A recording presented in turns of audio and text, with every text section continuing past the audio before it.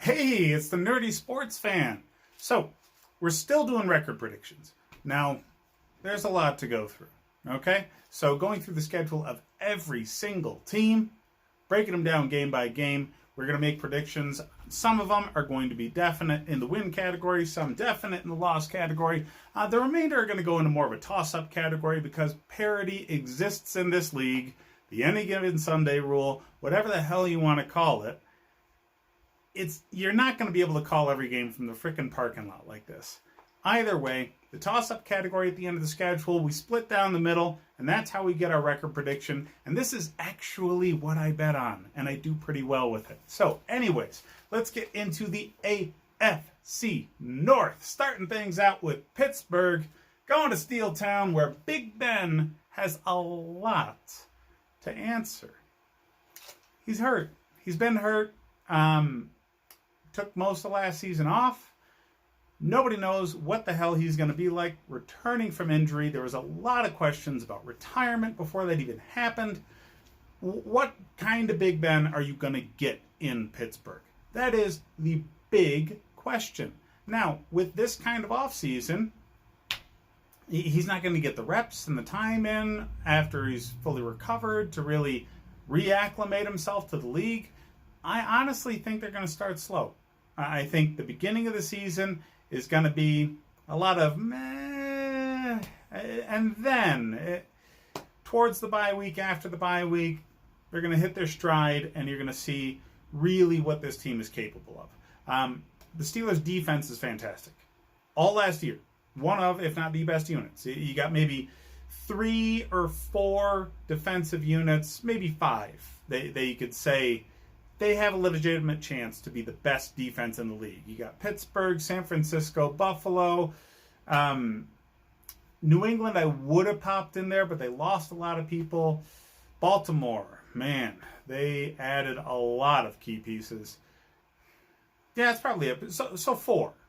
San Francisco, Baltimore, Pittsburgh, and Buffalo have a chance to really be the top defense in the league. And, man, Minkah Fitzpatrick. What can't you say about what that guy did for this defense, which was already very good? Anyways, I'm rambling on. Let's get into the schedule here. Week 1, you got the Giants. Toss-up game. You have no idea what the hell Big Ben's going to be. The Giants are much improved. They actually have an offensive line in front of Saquon Barkley, so you have to maybe try in this game. I get it, it's at home, which really helps, but again, what the fuck is Big Ben going to be at the beginning of the season? So, week 2, Broncos. Similar situation. I expect Big Ben to be in a better position, week 2, for certain. He's also facing a better team. Drew Lock really had the Broncos in, the right way last year. Their roster is a bit stronger than the Giants is overall. They've got returning veterans on this defense are going to make their pass rush relatively difficult to deal with for any team, even if you have a great offensive line like Pittsburgh does. Chubb on one side, Von Miller on the other. And they added to the defensive front, so their run defense is going to be much, much improved with Casey. So, yeah, Denver's not going to be a pushover. It's still a young quarterback. He's not going to know what the hell to do with this defense.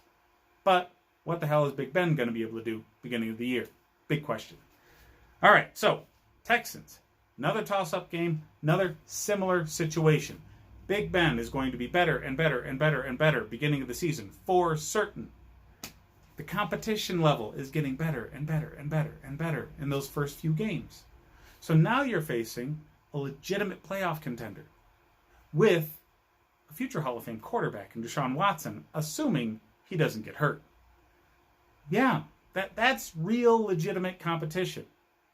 This is a game I would expect to be a toss-up for a good Pittsburgh team with everything going for them. Now, beginning of the season, you're only 3 weeks in to really knowing what the hell Roethlisberger is going to be for your franchise moving forward. So yeah, you're building, you're getting better. Competition level's getting better too. So you're starting the season off with 3 games that have just as good a chance of winning as you do losing. So, At the Titans, you're losing that one. Your first road game, and it's against King Henry, who is going to just punch this team in the mouth all game long. All game long. Now, it's a fantastic defense, but it is much more set for dealing with the pass than it is for the run. That's the Titans' edge. In almost any game they go into, they are not built like other teams. That's the Ravens' edge too, but either way, you've set your team up to play a certain way, to beat specific teams. You're getting them at home, it's a different story. On the road, your first road game, still, Big Ben recovering from injury and not having the full off season in order to reacclimate himself. I don't anticipate his first road game against a tough team to be a winning affair. I just don't. So, Eagles, toss-up game. You're getting them at home. That's what gives you your best chance. Carson Wentz, he's probably going to be healthy at this point in the year. We'll see at the end. But I don't expect the Eagles to come in not ready. This is a battle for the soul of Pennsylvania. Come on. Philadelphia is going to be ready for this game, because they're not going to stop hearing about it until the next time they play Pittsburgh. So, two playoff caliber teams going up against each other with every reason in the world to be up for this game. It's going to be a tough matchup. It really is. So, Browns. You're winning that one. God, the Browns are... All right. The Browns are talented. Very talented. I do not want this to come across as if I think they are a joke team. I don't. I think they really lack leadership. I think Baker Mayfield is still figuring out what being a leader of an NFL team, a leader of men, is. And it doesn't help that his owner has provided him with nothing but really young coaches the past couple of years. I don't...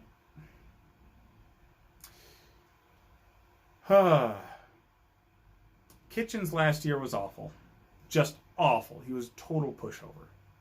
I don't think his current head coach is necessarily going to be a total pushover, but he's still in his first year. I don't see between Baker Mayfield and a first-year head coach providing the kind of leadership that this kind of talented Browns roster is going to need to come into Pittsburgh and do a damn thing. Will it be a relatively interesting game? Yes. I just think Pittsburgh has all of the positive leadership on their side, and in a game where the talent's kind of a push, the leadership really, really comes into play. Even though I think it's going to be relatively tight with the Browns, I think Pittsburgh's going to find a way to win both matchups just because of the leadership edge. All right, so at the Ravens, you're losing that one. All right, the Ravens are a damn team of destiny right now. Okay, there's only one team in the league that I think legitimately stands a chance of beating them this year, and that's Kansas City. That's it. All right, they are the only roadblock in the way of the Ravens winning a damn Super Bowl. They have an immaculate roster. They have a MVP quarterback still on his rookie deal, surrounded by phenomenal talent that they would never be able to afford if he was on his normal big boy contract. So, dealing with Lamar Jackson's Ravens is going to be a pain in the ass until he signs his big boy contract. So, you get the bye week in week 8. Big. That's great. It could be week 6. So, hey, mid-season bye, fine. All right, out of the bye week, at the Cowboys. So, because it's just after the bye week and you have plenty of time to prepare, I'm putting this in a toss-up category. The Cowboys have a dynamite roster and have a legitimate contention for the Super Bowl this year as well. They are not a pushover team at all. You cannot call it a W for either team because by this point, I expect Big Ben and the offense to be humming. Assuming there's no injuries, I think this is going to be a very contentious game. All right, so Bengals, that's a win. All right, Joe Burrow is not ready for this damn defense. Absolutely not ready for this defense. I don't care how accurate he was in college. That's fucking college, okay? The absolute best defensive secondary player he ever played against is going to be the talent level of every single motherfucker in this defensive secondary. He will not have the windows he had in college. I understand he was able to throw into much smaller windows than a lot of other quarterbacks. Does not matter, okay? You throw in speed and disguising defenses. That does not happen at the college level. This defense will put him in his damn place, okay? So, at the Jaguars, you're beating the hell out of them. Okay, the Jaguars are in a perpetual state of tailspin. Okay, they just cannot get out of their own goddamn way in the front office. They scare all of their talent out of that place. Nobody fucking wants to play in Central Florida. Okay, every single person on that team has to see Florida Man on a daily basis. Okay, we only get the memes. Okay, we get the things that are funny. They see the shit that's tragic. 24/7, okay? They go shopping at the grocery store with Florida Man. There's probably like 24 Florida men in any grocery store at a given time in Jacksonville, Florida. All right, so Ravens, you get them at home this time, so it's definitely not an automatic loss. This is a toss-up situation, though, because Lamar Jackson's roadshow can definitely hang with any team in the league. All right, they've addressed their only real weakness on defense in beefing up this defensive line with a lot of very talented veterans that are still going to be able to contribute a lot. And the skill positions that they added on offense just play into the schematic system that they had last year, making it even better. Specifically J.K. Dobbins. That running back added to an already talented backfield is going to make this offense a nightmare to deal with. Not to mention, Lamar Jackson's only getting better. He might actually be able to use his wide receivers like a big boy quarterback this year. Add that to the fact that, man, he's got the best running game of any quarterback I've seen. I put him on par with Michael Vick. That's nuts. All right, so moving on. Washington, that's a win. All right, I don't care if you get it in their stadium. That's a home game for you. Okay, Washington is so motherfucking bad that every single team going to their stadium is getting an extra home game. They're god-awful. Nobody knows who the hell their quarterback is. Their coach, Ron Rivera, bless that man's heart, has to deal with the absolute worst owner in pro sports worldwide. Worse than any F1 team, worse than any soccer team, worse than any team on the goddamn planet that plays professional sports. Dan Snyder has been running Washington into the dirt the entire time he's owned that team. They can't keep talent worth a damn. The only people that go there are going there because Washington's the only people that'll pay them the kind of money they want to get. That's it. So, until Dan Snyder sells the team or just tells Ron Rivera it's his show and I'm going to Maui, that team ain't getting any better. And they're just going to be pushovers for teams like Pittsburgh. All right, so at Buffalo. This is a toss-up game. All right, so by now, Pittsburgh has hit their stride for certain. But if you remember what I was talking about at the beginning of the video, Buffalo has a legitimate chance to be the best defense in the league. Pittsburgh's in that conversation too for certain. But you have two of the best, if not the two best, defenses in the entire NFL going against each other. I don't care what stadium you're playing in. It does not matter. It is going to be a slobber knocker of a game, okay? This is going to be old school football. People will be penalized for the kind of hits laid out in this game, I'm positive, because both teams are going to want to assert defensive dominance, and it's going to lead to a very rough game. Now, the fact that it's in Buffalo helps young quarterback Josh Allen to play up to the level of veteran quarterback Ben Roethlisberger. That levels the playing field entirely. I have no idea who the hell's going to win this game. I'm a Bills fan, okay? Anyways, so moving on. We have at the Bengals. Remember what I said about the Bengals before? Yeah, still applies. You're going to beat the hell out of them. Okay? So, Colts. You're winning that one. All right? A lot of people are talking about, we don't really know what the hell Phillip Rivers is going to be. I know what the hell Phillip Rivers is going to be. Bad. He was really bad last year. He's going to have a better offensive line, sure, but he's still going to be floating balls all over the damn place, making it so receivers have to work their asses off to get completions. He does not have receivers that are made for contested catches every single pass. He doesn't. Okay? Nobody does. Nobody does. It's supposed to be timing where it's just dropped in the bucket in a way that the defensive back can't even get to it.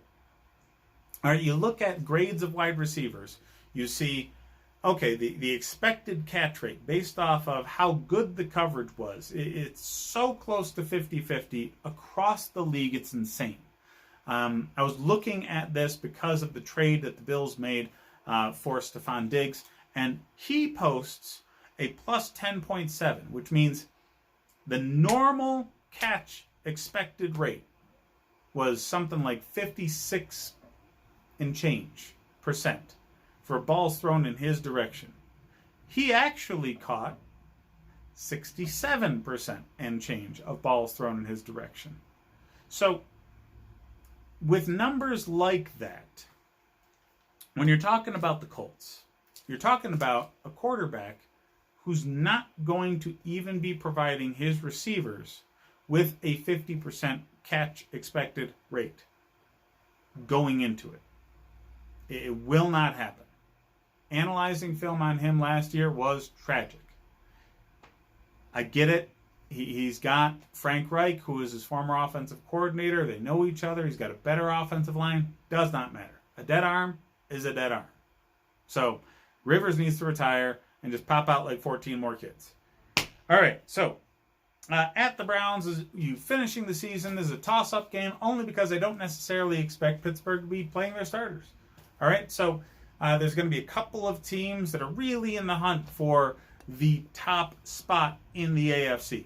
That will not be the Pittsburgh Steelers. They will be in that kind of middle playoff range where they're probably going to be hosting one of the wild card games. Well, they won't be hosting a wild card game because they're not going to win the division. The Ravens will win the division. Absolutely. But the Steelers, unlike last year, will be a respectable 10-6 and a firm playoff team. Back to the playoffs, in the tournament, everybody's got a chance. Because, a couple of good coaching decisions that somebody's not ready for, and you win, even if they have the better roster. And everybody saves their good stuff for the playoffs. So, you're getting there again. It's got to be happy. It's got to be really enjoyable year to be a Pittsburgh fan. All right, so like and subscribe if you enjoy the content. Hit me up on Instagram, Patreon, all sorts of social media stuff. I am separating all video game content to a separate channel, which will be an easy link, but won't bombard the people that don't give a rat's ass about video games. So, hit me up in the comments. Let me know what you think, fellas. Thanks.